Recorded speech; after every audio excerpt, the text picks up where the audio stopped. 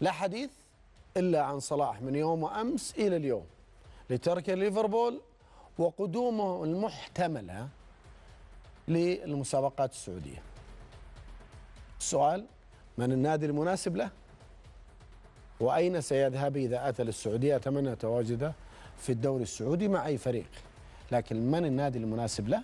هذا رقم واحد. اثنين: هل سيأتي في الفترة الشتوية والفترة الصيفية، خاصة بعد الأحاديث اللي انفجر فيها صلاح على إدارة ليفربول وبالتحديد على مدرب ليفربول. صلاح حلم كل نادي، أتكلم ككرة قدم، له شعبية، له اسمه، له تاريخه. من أو صلاح سيناسب من بالتحديد بين الأربع أندية أو الخمسة أندية أو الستة أندية بين أندية الشركات، بين هلال نصر، الاتحاد، نيوم، قادسية؟ لما لا؟